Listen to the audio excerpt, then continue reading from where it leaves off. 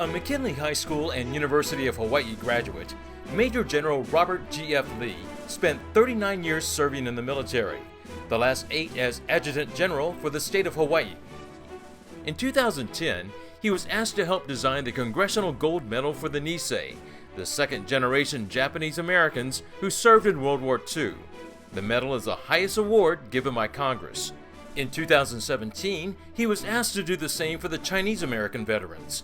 Of the 100,000 Chinese in the U.S. during World War II, about 1 in 5 served, despite racist laws like the Chinese Exclusion Act, which denied them citizenship. 20,000 out of 100,000 joined to fight for America because they said, although we can't be citizens, this country is worth fighting for. So approximately 40% of the Chinese Americans that served in the armed forces of the United States were not citizens. The project was started by Edmund Gore, the former national president of the Chinese American Citizens Alliance. As I traveled around the country, some of the various chapters, I noticed that some of the most loyal, faithful members of this organization were the older guys. The guys who had been there, member 30 and 40 years, they'd faithfully paid their dues.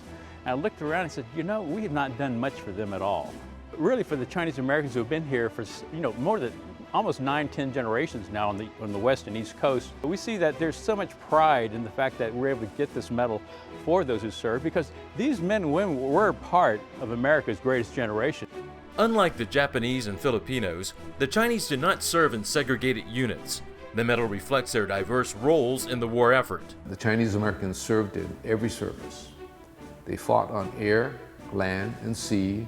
They fought in every theater of war during World War II. We were in all 6 branches of the military: Army, Navy, Army Air Force, Marines, Coast Guard, and the one that most people don't think about is Merchant Marines.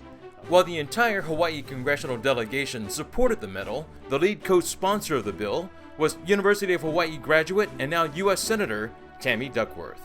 It was signed into law by President Donald Trump on December 20th, 2018. While only about 300 Chinese American World War II veterans are still alive, this medal is also for their families to remember what they did. I think that's the most important part, is that the younger people, the generation of grandchildren and great-grandchildren, hear the story about what their father and grandfather did. I think that's the most important thing we're getting out of this, is that the families see so much pride in doing this.